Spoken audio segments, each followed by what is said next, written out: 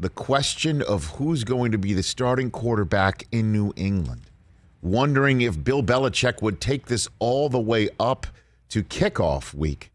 Certainly all the way to the end of kickoff week. Why let Brian Flores of the Miami Dolphins know who to prepare for, who to start for New England, who to prepare for, who New England was going to start. It's a better way to phrase it. And we didn't see this one coming. We thought maybe some announcement as to who was going to start would happen, or if it didn't, the question would be, would you take it all the way up to Friday, Saturday? Didn't see cutting Cam Newton coming. But that happened today, everybody. That happened today. Cam Newton will not be on the 53-man roster for the New England Patriots. He won't even be on the team. Patriots released him. So it'll be Brian Hoyer backing up Mac Jones, the first rookie quarterback for the Patriots to start week one since Bill Parcells did it with first overall pick Drew Bledsoe. Before that, it only happened one time, right? It was Jim Plunkett. Yeah, Jim Plunkett back in the 60s. And now here comes Mac Jones. He's going to start. Okay. Before we get into that, this was Bill Belichick this morning before the news, about an hour plus before the news hit that Cam Newton was being cut. And this was being discussed all over the Twitterverse because of the way Belichick let on nothing like this was in the offing. Again, last year was totally different, so I feel like everybody's way ahead of where they were last year. Certainly he started at a much higher point than what he did last year. So, definitely moving in the right direction. Cam Newton moving in the right direction. And, of course, everybody thinks that means Bill was being coy, that the right direction was out the door. And wow. And I don't believe that for a second.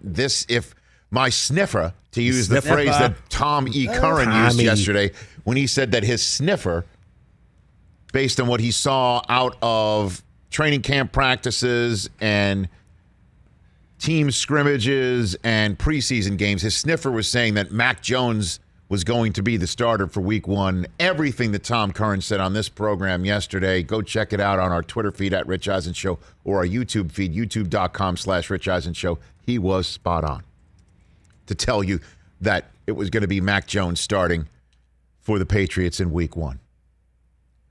This, my sniffer, tells me that Bill was telling Cam he was going to be backing up Mac. Mm-hmm.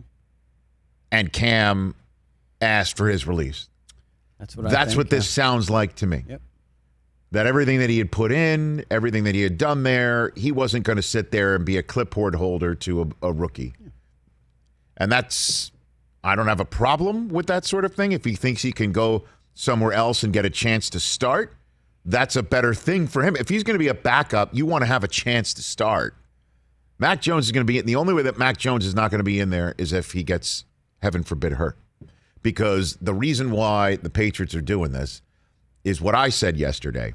The only reason, in my belief, that you do not start a rookie quarterback in the NFL is, well, the obvious is that if he can't get the play call out and if he doesn't grasp the offensive scheme. But you already saw out of Mac Jones, he totally can do that and can grasp it. Guy is, coming from Alabama here, national champion quarterback, for crying out loud.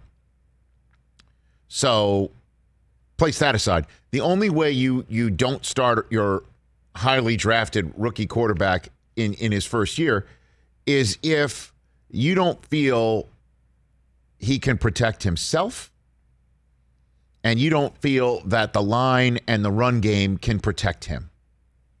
That doesn't appear to be the case at all in New England. The run game is so deep, they sent Sony Michel to Los Angeles. The offensive line appears to be just fine. And in terms of Mac Jones, he does appear to be able to read defenses enough that he's not a sitting duck because he doesn't know how to move protection around and protect himself. Because he's certainly not going to use his legs. That's not what he's there for. So Max can start. And he's going to be in there and taking his lumps. And boy, howdy, is New England throwing him in the deep end of the pool. You take a look at the Patriots schedule, and Mac Jones starting just makes it that much more delicious. It's the Alabama Bowl to start. Mac versus Tua.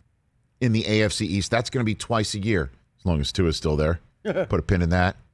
Then Mac versus Zach.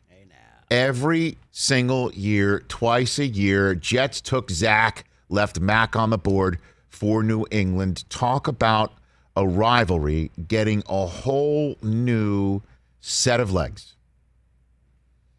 Mac versus Zach. Mac at Zach. Later on, it'll be Zach at Mac. Sounds like a Dr. Seuss book. But that's your AFC East Jets-Patriots rivalry for a long time to come.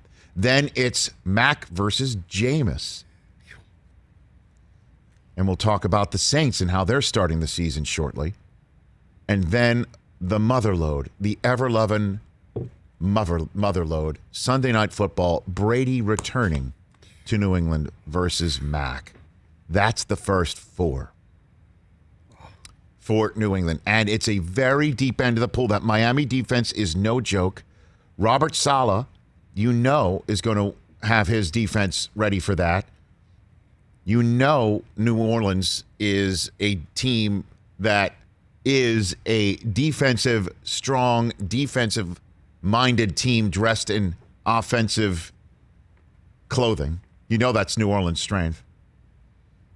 And then, of course, Tampa. Oh, my gosh. Brady coming in and Mac Jones being your starting quarterback. And fascinating on another level as well. My buddy Daniel Jeremiah, who's on yesterday's show as well, tweeting out the fact that it's going to be amazing watching the Patriots sticking with a traditional drop-back quarterback in a system, get the ball out real fast, and San Francisco drafting somebody at the next level, new millennium, run, pass, threat quarterback who, as we all just saw, the Patriots parted ways with the iconic and entertaining Cam Newton back in 2011, basically started that whole process.